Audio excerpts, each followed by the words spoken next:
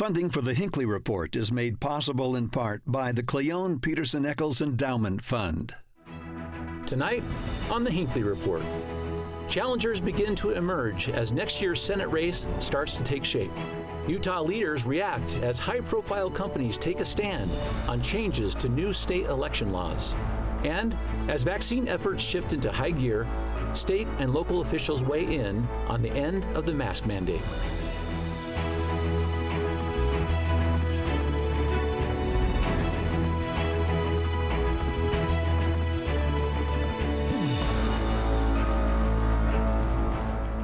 Good evening, and welcome to the Hinckley Report. I'm Jason Perry, director of the Hinckley Institute of Politics.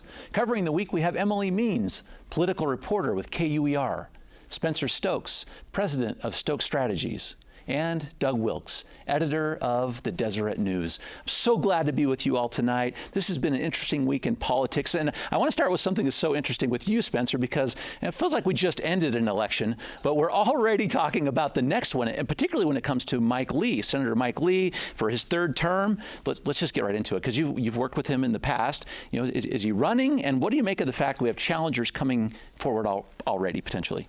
He's running, Jason, and you know, I've sat in an unusual perch. I like Mike Lee. I like him a lot.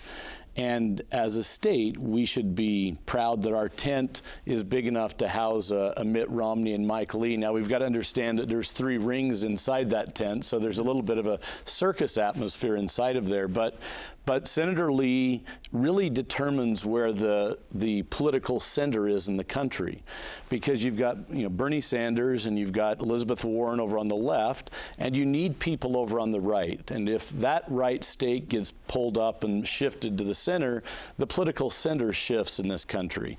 So Mike Lee fills a vital role in our nation and for the state to keep that right flank alive. He enjoys great popularity amongst Republican voters in the state of Utah, and the state is pretty evenly divided right now, with people loving Mitt Romney or loving Mike Lee, and it seems that the tent is big enough for both. Let's talk about that popularity for just a second. Doug, a poll that the Hinckley Institute just did with you in the Deseret News kind of got to that very question about Mike Lee with his approval ratings, and overall it was a 45%. But what Spencer just said is what is very interesting with Republicans. He's sitting at 67%, and it stays in that range most of the time for him.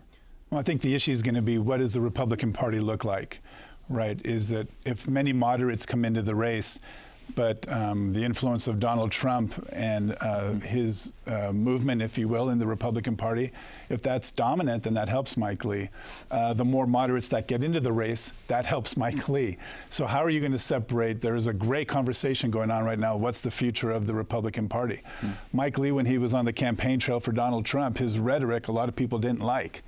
But then if he is a man of principle, and so that principle 5 years ago contributed to shutting down the government. He recovered from that, and he's fascinating. Actually, both of our senators, Mitt Romney and Mike Lee, are fascinating, and people are looking at, well, who do we want to lead us? So it's quite an interesting race. Well, Emily, to a couple of these points, let's talk about some people who are jumping in, because at least a couple of them, when it comes to, like, Ali Isom is one that says she's exploring. Becky Edwards, a former legislator. Maybe we see someone like Thomas Wright. This narrative that Doug was just talking about seems to be what some of them are talking about. It's those votes in the past. It's the Trump connection.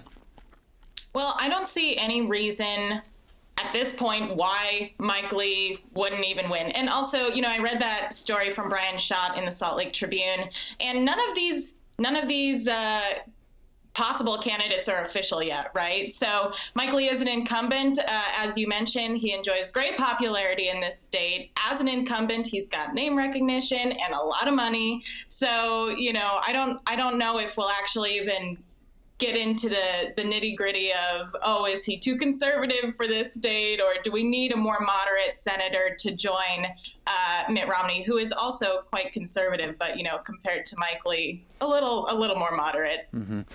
Go ahead, Doug. There are others. I mean, Dan Hemmert, very conservative, has been mentioned. There was even a name drop of former Arizona Senator Jeff Flake. Yeah. because he's been spending a lot of time. But could he win? Could he win against Mike Lee? Clearly, Senator Lee, as the incumbent, has a tremendous advantage. But the conversation, the debate needs to happen in Utah, because Utah is trying to find its footing too.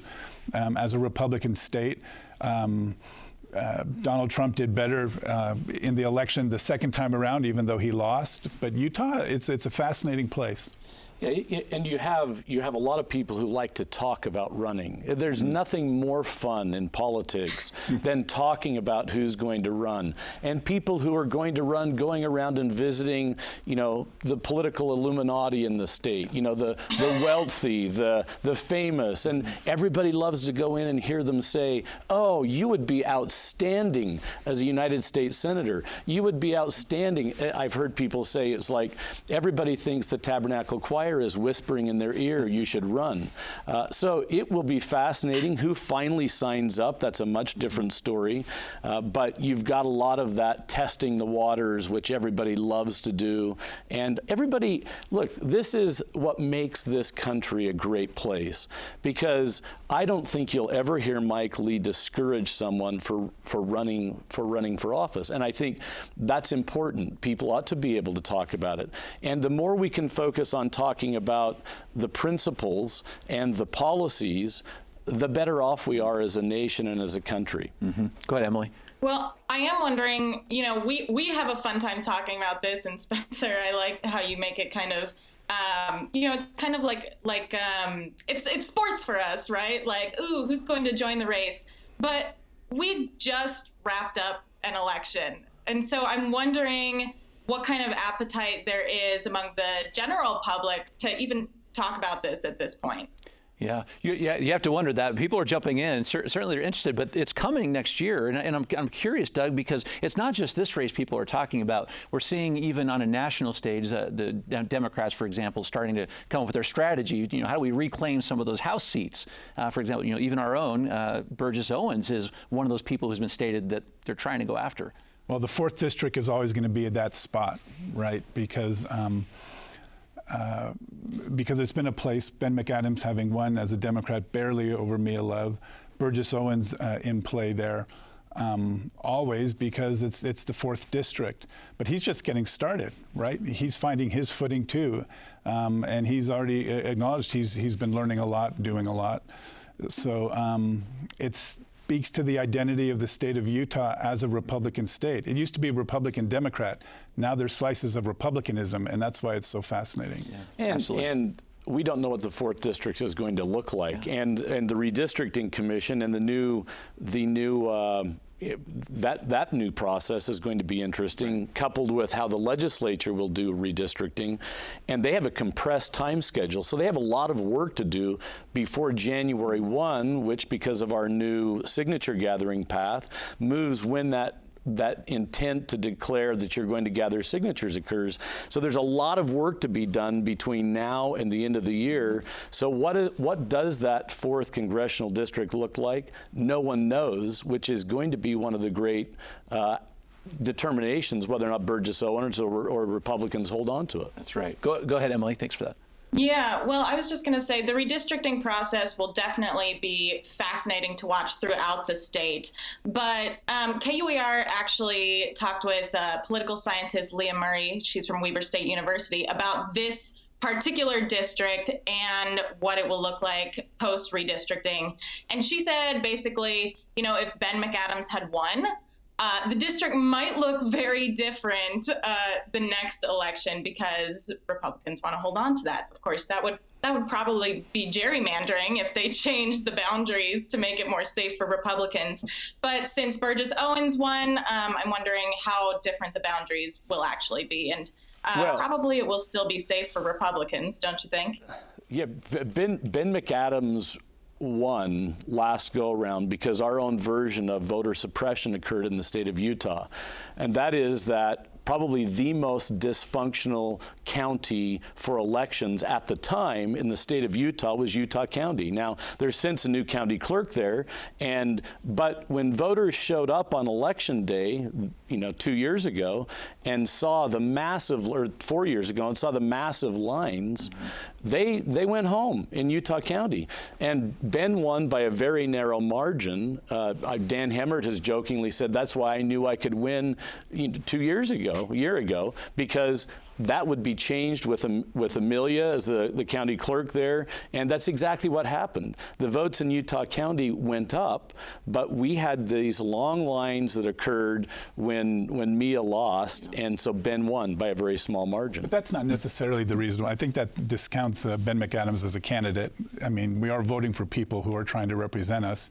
There was also Democrats came out to vote on medical marijuana. There were a lot of issues in that, so it wasn't just that there was some dysfunction in the county, in my opinion. But the votes in that district from Utah County were much, much lower than they've ever been before. We saw that change this go around when Burgess won. Well, voter turnout, that's the issue, and that's the issue nationally that's got this whole voter... Absolutely right. It's this overlay of new voter laws going on. Well, so we should really talk about that, because really you talk about voter suppression or allegations of it. This is a discussion that has happened since this last election, often a topic of conversation, but particularly now. Because Emily, maybe talk about what's even happening there, because the state of Georgia is really dominating some of the headlines because they had multiple, this is a 98-page bill of voter reforms in Georgia, but it's prompted a lot of outcry from big companies, which I think is just so interesting. You see Delta Airlines, Major League Baseball pulling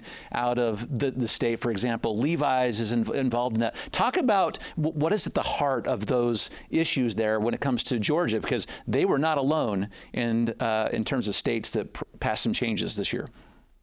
Well, Georgia was a high-profile state this past election, right, with the Senate races there. We heard about long lines just to vote, which led to, claims about voter suppression. And this law just fell into place immediately after. And like you said, Jason, it's like a 100-page bill. There's a lot in there, and some of the concerns are around mail-in voting, like making it harder to request a ballot for mail-in voting. In other states, they refer to it as absentee ballots. But here in Utah, we know it very well, right? So I think it's interesting to see these voting laws across the country. And here in Utah, we had some bills related to elections this legislative session as well. But I think that in Utah, we do elections pretty well. I saw that Justin Lee, the director of elections here in the state, was in Pennsylvania testifying to their legislature about Utah's mail-in voting process. So preaching the gospel of how Utah does voting here and results in pretty good turnout. But yeah, it's definitely interesting to see how other states are approaching this issue. Once again, we're lucky to be from Utah because we have had mail-in ballot voting for a very long time. At one time, you could be put on the permanent voter registration list for getting your ballot by mail. Before that, you had to provide an excuse why you were going to be out of your precinct. So we're lucky here, but we're lucky here because, let's face it, there's a massive amount of registered Republicans, and a Republican legislature, a Republican state want every Republican to vote that they can get to vote. And what I wish we would do as a nation is, rather than listen to the deep state, that we take a deep breath and we sit back and not have a backlash to what happened in that election. We've experienced it here as well. We had legislation this go round about initiatives and making initiatives more difficult. In the past, we've changed our primary because we had a nasty primary between Bob Bennett and Joe Cannon, and so we, instead of having it in September, we moved it back to June. This backlash occurs a lot in elections, but I think the important part is, and New York has a lot of restrictions as well. New York has a law where you have to have your driver's license when you register to vote. And I know Chuck Schumer said, hey, Major League Baseball, come to New York, we'll host you. But they've got their own set of problems in New York. The key is everyone should be moving toward the direction of helping people cast a ballot so we can hear from them. Because it's like you said, Doug, it's voter turnout. Yeah, but last time I was on your show, Jason, I talked about politicians want to control. And this is about control. In a place like Georgia, the greater the turnout, the greater the support for the Democratic Party, which is why you have a voting provision that says no voting on Sunday. Because black families go to church and then they have a tradition of from church going to the voting booth. So if you say, well, we don't want that to happen, so now you restrict that. We can color this in a lot of different ways, but it is extremely difficult to get this out of the political process. People have talked about Washington, D.C. and Puerto Rico. They need to be states. Why would you push for that? Because they would be states with Democrats.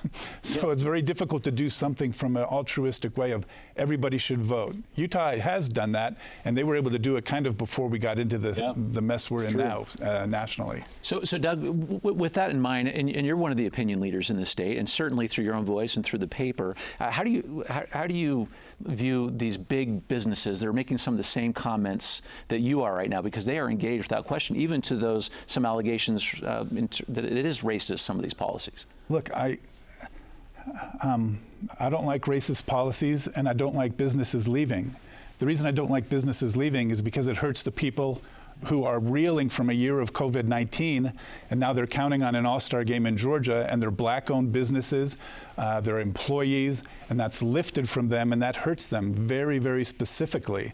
It doesn't really hurt Delta or Coca-Cola. It may hurt the politician losing a job, but they can still pay their mortgage. So neither is a good solution. Delta's a hub in Salt Lake City. Should Utah do a law that the world doesn't like? Is Delta going to pull out of there when we have a multi-billion-dollar new airport for Delta? So, I don't know, Emily? Yeah, please, Emily. Yeah, Doug, I think you're making some great points here. And it reminds me, all this talk of MLB pulling out of Georgia, of Delta, putting down the hammer or whatever. Something similar happened here in Utah, unrelated to voting, right? When the big outdoor retailer conference left, a couple years ago. And, that could have happened for a variety of reasons. But they mention it was also because of some of the public lands policies we have here in the state. So I don't think it's uncommon for businesses to show their support for one political issue or another. And it is common for people to vote with their dollar, right? And sadly, we are in a situation right now politically when the greater the controversy you can make, the more money you can raise online, through direct mail, through polling, through calling. And so it almost seems like we have the two sides that are trying to create as much vitriol as they can, because when they create vitriol, it raises them money, it raises them dollars. And politicians have found that they can make and raise a lot more money from those emails and those text messages than they can from going to Delta and asking Delta for a $100,000 contribution. So why care about those big companies anymore is what the politicians are thinking. Let's go create enough controversy on both sides and turn this into a war between our small donors. And I think that is a problem in the United States. Very interesting. To the vitriol question, this is something we tried to address a little bit in our poll, Doug, because with the vitriol, sometimes you get these candidates, these elected officials that people just, enough is enough sometimes. And so the question sometimes comes is, what do you do with those elected officials once they're in? We don't have any kind of recall provision in the state of Utah, which I think is interesting. And Doug, we just recently polled on this, so I'm curious about this because it was a number I wasn't really expecting. It was 75% of Utahns said they would support some kind of recall process. And that was across the board. It wasn't just Republicans. It was Republicans, Democrats, all evenly, and those that are unaffiliated or independent. What do you make of that? Because that gets to the heart of some of this. I think it's consistent with Utah values. The people want to have a voice, and when you don't have a voice, you're not happy about it. People in Utah see what's going on in California. Governor Newsom, there was some hypocrisy in how they dealt with COVID-19, and people wanted to rise up and recall him. They at least have a way to do that. And whether he's recalled or not, you have a conversation, you have a debate, and you're able to look, and that helps the candidate know what the people want. So it's not it's surprising that it's 3/4 of the people, but I think it's a strong message. It's fun to theorize about that. Yeah. It makes me wonder who they want to recall. Yeah, really. It's fun to theorize about that, but how do you get a law passed in this state? The elected officials are going to have to pass a recall provision to state statute. I mean, what do you think the chances of that are? Ask the 104 elected officials. We just went through a session where Jordan Tusher just passed a bill that said you have to stand there at the door and allow the voter that's going to just sign to put something on a ballot to read the entire thing. And if they don't read the entire thing, the person gathering the signature can be charged with a crime. Now, when was the last time you got an agreement that popped up on your Apple TV or your Microsoft Word that said they're changing the privacy laws? Every one of us have scrolled down to the bottom and hit agree. We're asking voters to do something different than we all do in our own lives. I would love elected officials to have to read every bill they vote on. They don't. It's just a fact. So if the legislature's not going to pass a recall bill, and a citizen initiative to put a recall bill into place is going to be very difficult with the new standard. So I don't know what that's going to look like, hypothetically. So Emily, I just want to get your comment on that, because I think the last time we saw this, if memory serves, is like 2014. Gage Froer had a small piece to this, which of course failed, and we've not seen that. But there are over 30 states that do have some sort of recall, either for state officials or more even for local elected officials. Yeah. Actually, I think it's even more recent than that, Jason. I believe former Representative Tim Quinn just a couple years ago had a recall bill, and I remember because it was right after Mitt Romney voted to impeach the president, and so people thought that it was tied to that and wanting to recall Mitt Romney, but that Smart bill died, people of course. Thought that. But there is a danger to recall. You don't want someone to be recalled because of policy. That's why we have an election, if they don't like their policies. But misbehavior, embezzlement, whatever it might be, if someone's misbehaving or doing something illegal, you need to have a provision, I would think. And it becomes we have no tools otherwise. Yeah, it becomes much more difficult really on a very local level, because a neighborhood bands together because they don't like what the city council did on zoning. Right. And so it does have unintended consequences. Yeah. But I think it's an interesting discussion to have, but I don't think it will ever happen. Mm-hmm. So let's talk about consequences of certain things, because we do need to get to this big event that happens tomorrow on the 10th, the end of the mask mandate. So Doug, this is in place. It was the endgame bill that was passed by our legislature, signed by the governor, but there's already some pushback, particularly from Salt Lake City. And let's talk about our poll for just a second in terms of what we found in terms of Utahns' view on this. So what did we find? What was the number? 44? 44% said they supported extending wearing masks. And there's a breakdown of the numbers. Yeah, so let me give it to you, because I think it was so interesting, and you're absolutely right. So 44% of Utahns said they thought the mandate could continue, but 51% of Utahns had the other side. It was 20% said the date was reasonable, 14% said it should have been lifted sooner, and 17% of Utahns said we should never have the mandate to begin with. Well, I think one of the key issues is they set a date. They set it a month ago as a compromise, so they didn't really have data behind it. Now we're to this point. We have a number of, the number of vaccinations. So maybe a third of Utahns are getting vaccinated. We now have new data about people under 16. They're going to start looking at what that's going to do. We've extended the mask mandate through the school year to June, and we have Salt Lake City and one of the counties. Which was the other county? Grand County. Yeah, Grand County. Grand County. That are going to keep it. So I think the principle of local control The Deseret News supported Salt Lake City keeping a mask mandate in certain areas because it's just good judgment and we know it works. So it shouldn't be political pressure either way. It should be based on the good science of what's going forward. Well, so to that point, Spencer, because in this poll, if you break it down for those numbers we just got, it became a very political question. It was still 73% of Republicans either wanted it ended or sooner, and 90% of Democrats wanted to keep it. I've never felt more like a Democrat than wearing a mask all the time, because everywhere I go, people think, well, he must be a Democrat. I mean, it's the Wild West in some counties. I grew up in Tremont. It's the Wild West up there. It's the Wild West in some places in Washington County. But Republicans, by and large, want freedom. They don't want to be told what to do. And my belief is it ought to be based on science. The local health departments ought to determine what the best policy is for their county. The politics side of it, Emily, is just so interesting because you saw Salt Lake City keeping it, but even Salt Lake County did not because its council is majority Republican. Right. Well, I mean, this entire pandemic has been political, right? Every single step of the way, you know, with business restrictions, implementing the mask mandate back in November, and even vaccines. So I don't think at this point there's a way to remove the politics from the issue. But I am interested to see some of the business owners' response to the mask mandate ending.